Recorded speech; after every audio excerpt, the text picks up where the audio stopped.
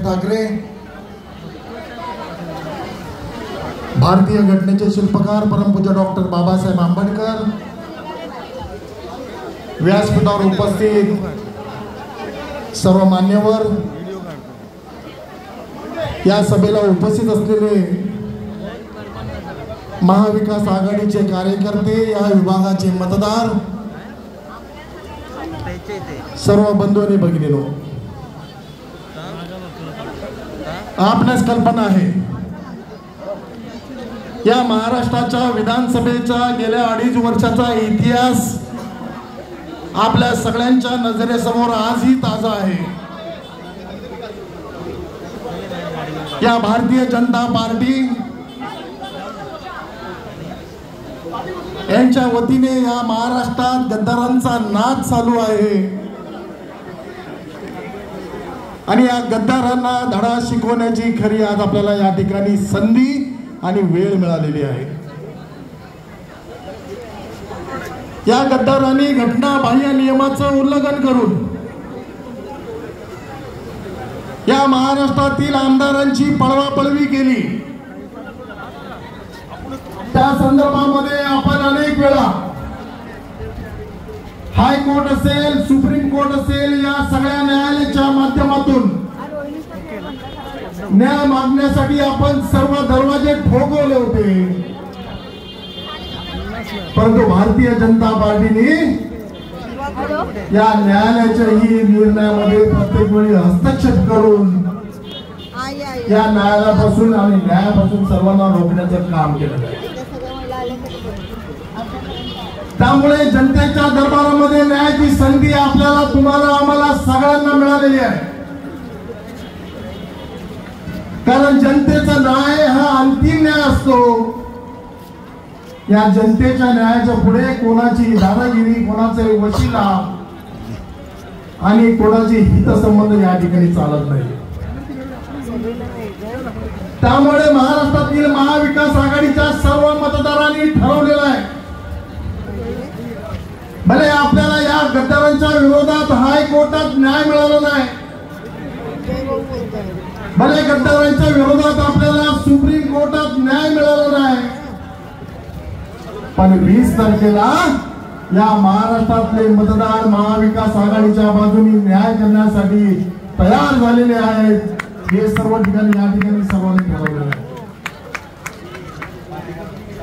आपल्या मनामध्ये, प्रत्येकाच्या मनामध्ये चीड आहे की ज्या वेळेला उद्धव साहेब मुख्यमंत्री म्हणून या महाराष्ट्राच्या सत्तेवर बसले, सर्वसामान्य माणसाला वाटत होता की माझा भाऊ, माझ्या घरातली व्यक्ती, माझा कुटुंब प्रमुख या महाराष्ट्राचा मुख्यमंत्री आहे, आणि त्या दृष्टिकोनातून सन्माननीय उद्धवजी साहेब व इतर सर्व मंत्रिमंडळाने या ठिकाणी सर्वांना मदत करण्याचं काम केलं। मला वाटतं कुठेतरी देवाची कृपा असेल, हे कोरोनाचं संकट या आपल्या देशावर, महाराष्ट्रावर येणार होतं। या महाराष्ट्रामध्ये जर आपल्या लोकांची काळजी घेण्याची असेल तर त्यासाठी नियतीच्या मनामध्ये सुद्धा होतं की या ठिकाणी उद्धवजी सारखा कुटुंब प्रमुख मुख्यमंत्री या महाराष्ट्राला लाभणं अत्यंत आवश्यक होतं। हे भारतीय जनता पार्टीने मोठ्या मोठ्या माता केल्या। महाराष्ट्रामध्ये कोरोना काळामध्ये कुठल्याही भारतीय जनता पार्टीच्या पक्षाने असेल, आमदारीने असेल मदत केली नाहीये।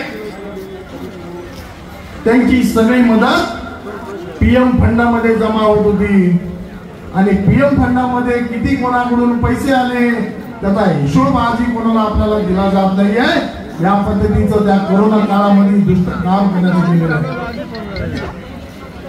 उत्तर भारतमध्ये मोठ्या मोठ्या गमजा मारत होते, भारतीय जनता पार्टीचा मुख्यमंत्री आहे म्हणून, पण उत्तर भारत प्रदेश मध्ये सुद्धा या कोरोना काळामध्ये मृत्यूमुखी पडलेली प्रेत त्या नदीमध्ये तरंगत होती आणि या महाराष्ट्रामध्ये कुटुंब प्रमुख म्हणून उद्धवजी साहेब ठाकरेंच्या काळामध्ये, या काळामध्ये ज्यांचा कोरोनामध्ये मृत्यू झाला त्यांचा सन्मानपूर्वक अंत्यविधी करण्याचं काम या ठिकाणी प्रामुख्याने करण्यात येत होतं। हे गद्दार म्हणत होते की उद्धव साहेबांची जी युती झाली काँग्रेस आणि राष्ट्रवादी बरोबर झालेली युती आम्हाला पसंत पडली नव्हती।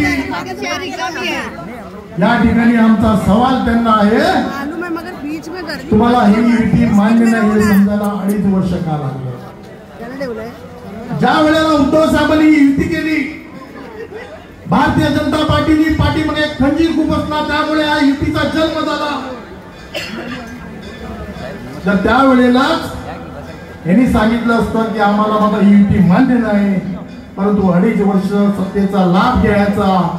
आणि ज्या वेळेला ईडीचं भूत या 40 जणांच्या मागे लागल्यानंतर या भारतीय जनता पार्टीच्या पायाची लोळण घालणारे 40 गद्दार यांना 20 तारखेला गाडण्याचं काम आपल्याला या ठिकाणी सर्वांना करायचं आहे।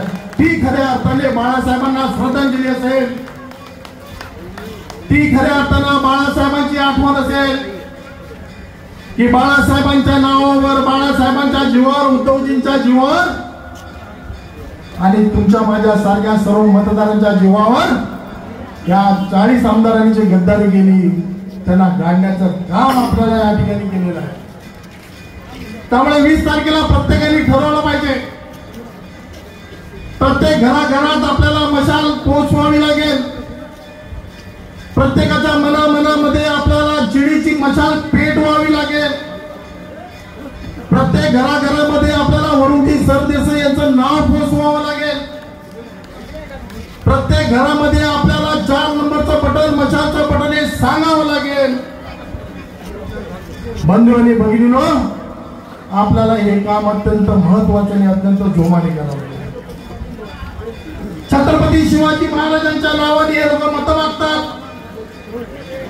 छत्रपती शिवाजी महाराजांचं नाव घेतात, पण या मालवणमध्ये राजकोट किल्ल्याजवळ छत्रपती शिवाजी महाराजांचा पुतळा बांधण्यामध्ये पैशाचा